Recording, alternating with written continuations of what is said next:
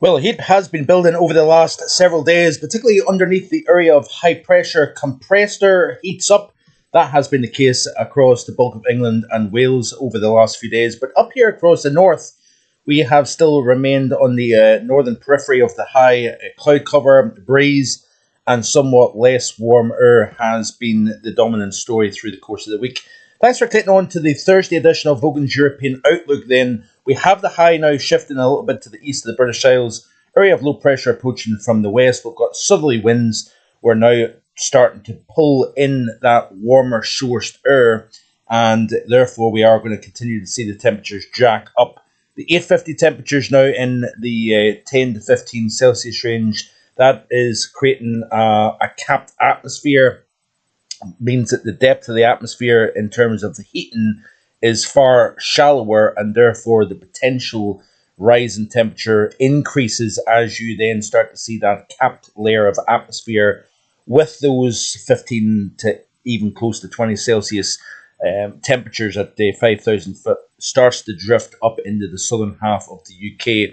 Winds, rather than being west, will shift southerly for the northern half of the UK, so we are going to see temperatures going from 17, 18 Celsius today to the mid, possibly even high 20s tomorrow. These are the current temperatures then. At the time of recording, we have seen the first 30 of 2025.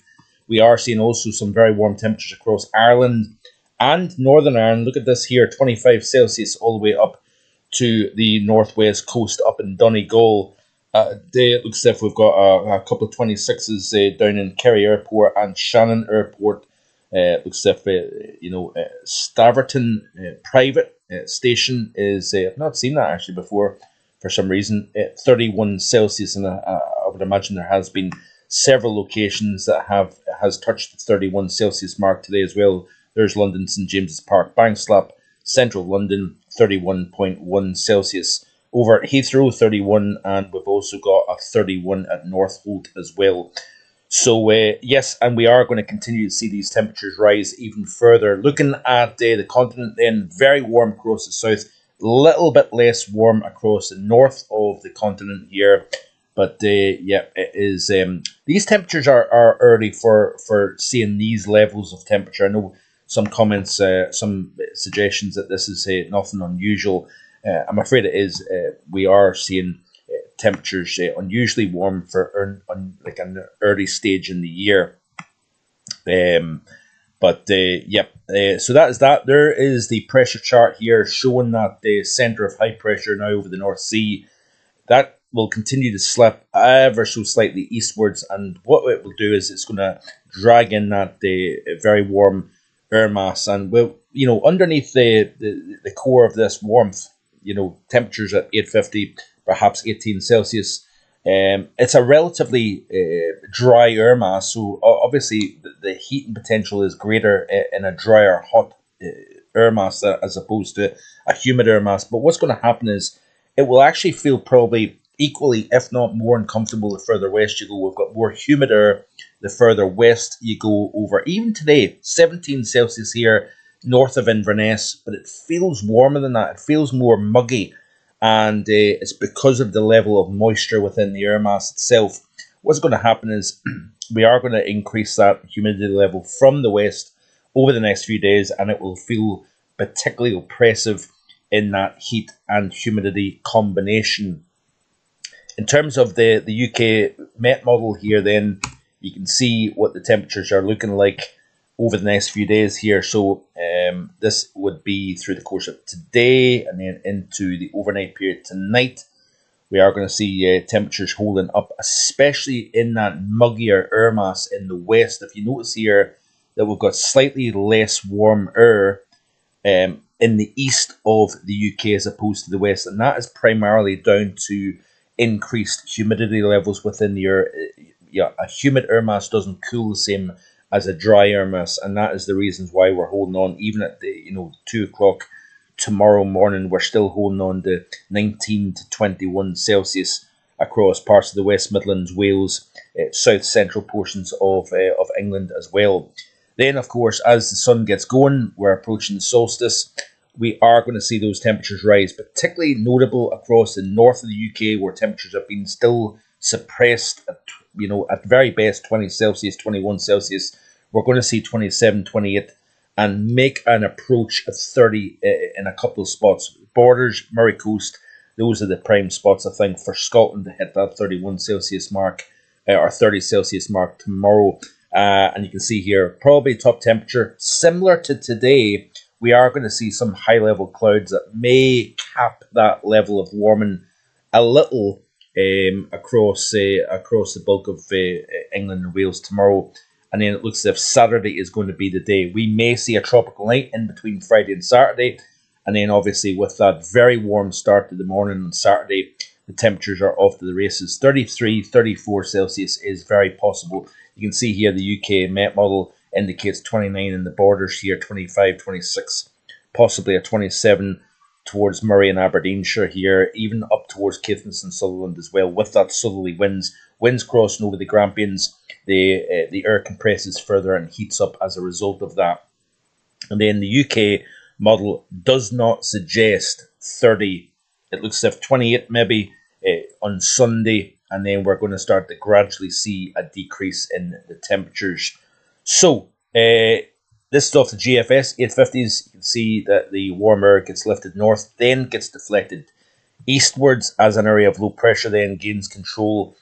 Westerly winds return, something a little bit fresher coming in.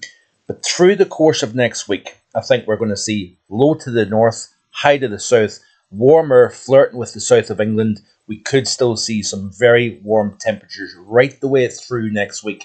Fresher across the north of the UK, and that is generally the overall picture that I've envisaged in my June as well as my summer forecast. Cooler, wetter to the north, and somewhat warmer, drier to the south. That has been the mainstay of the idea for quite a good couple of weeks or so now. And this is the GFS. By the time we reach next weekend, the ECMWF isn't necessarily buying into this, but it's something that I'm paying attention to. Area of low pressure then starts to dig to the west of the UK and Ireland again. Southwesterly winds, perhaps not as warm as what we're seeing over the next couple of days, but nevertheless, it's introducing warmer air, and that 15 Celsius isotherm and even the 564 height line thicknesses of the atmosphere increase. And when you introduce a tropical or subtropical air mass, you get that 564 decameter height line moving into the southern UK. That is a tropical sourced air mass. The depth of the atmosphere, the depth of the column is much greater when you're introducing this warmer air into our pattern. We'll have an opportunity to see that once again towards next weekend, which is the weekend of Glastonbury. Lots of interest in that as well. I've had one comment saying, is it going to heat up for the Glastonbury weekend? It's a little bit too far out to really make a judgment on that, I'm afraid. Looking at the latest ECM weeklies then, this is the upcoming 7-day period. This takes out to the 25th of June. And the upper heights, this is obviously an upper height chart over the next 7 days, indicating that higher pressure remains in control of the west of Europe here. Deep trough, unusually cool conditions in the east. Continue to play through this. You notice here that high just gets shoved a little bit to the south here. This is into the day 5 through 11, 5 through 12, 23rd through Monday the 30th of June here. The high just kind of gets forced a little bit to the south due to a stronger Icelandic low.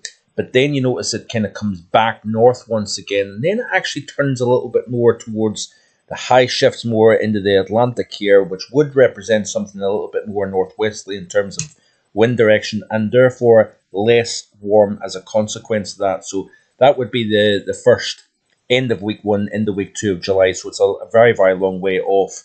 But yeah, I'm feeling reasonably happy with the overall thinking regarding the pattern. So heating up over the next few days, then we will see a gradual, albeit an increase in humidity, which still makes it feel oppressive. We are going to introduce something much fresher as we move into next week here. Very quickly, let's have a quick look at the overview chart then of the same model, the GFS, and see where it's indicating. We will see heights coming down, and that will increase the shower activity. We do have some showers possible through the course of tomorrow, with that strong surface heating, humidity levels increasing as well, and we could see some storms developing, especially over the high ground of Grampian, for example, continue to play through the course of the weekend. Remember, we're going to see a peak in the heat, eastern portions of both Scotland and England through the course of Saturday. But again, we're increasing the humidity levels in the west. That's increasing instability and the potential for showers and thunderstorms developing here. And then that becomes a little bit more widespread as we go through the course of Saturday.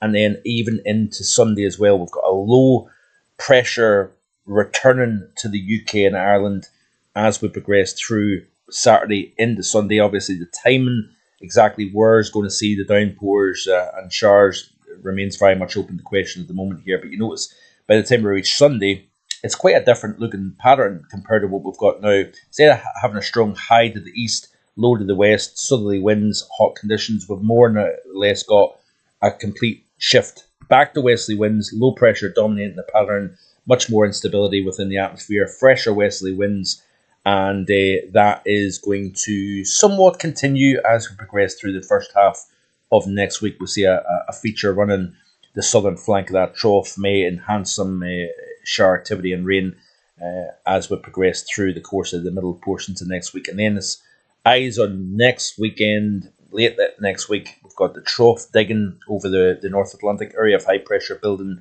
to the southeast, southwesterly winds. We're going to see warmer temperatures as a result of that as well. So that's the overall thinking for both the UK and Ireland. I want to show you this here. Hurricane Erick made a landfall, major 125 mile per hour system. It is the earliest major landfall on the west coast of Mexico on record. Just want to show you this here.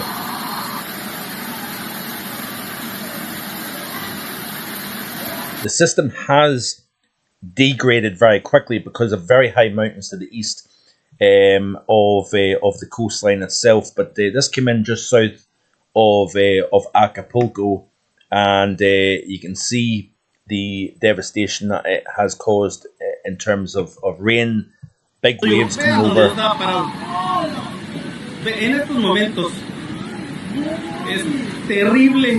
Winds increased, by the way, by about 85 miles per hour within a 24-hour period, thanks to near 90-degree waters, very low shear, and a very, very conducive ocean atmospheric coupling to provide a very significant uptick in strength. So Hurricane Erick, it was weakening as it came ashore.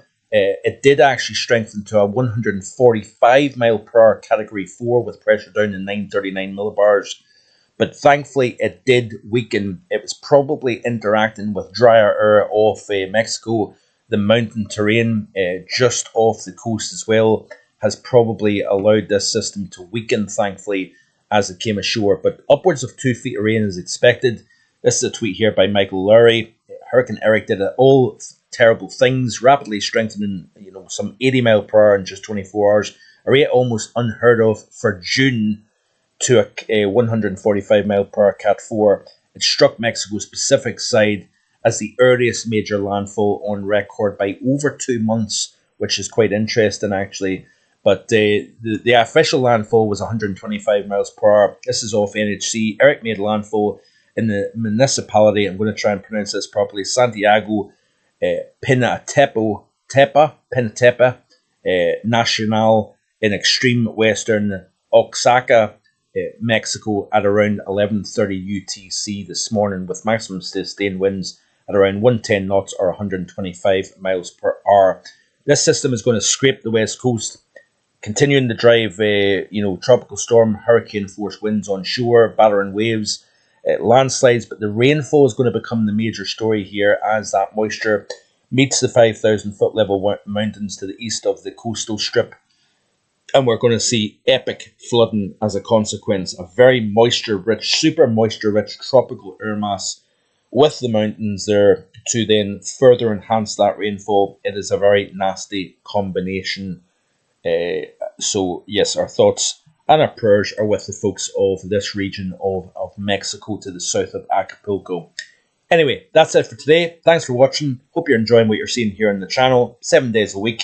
Coming up this weekend, Tropical Outlook, and then the live stream as usual at 4 p.m. as well. That video will be created over the next 24 hours, and there will be a link in the description below tomorrow's video, so stay tuned for that. Enjoy the rest of your Thursday. See you tomorrow with more. Bye for now.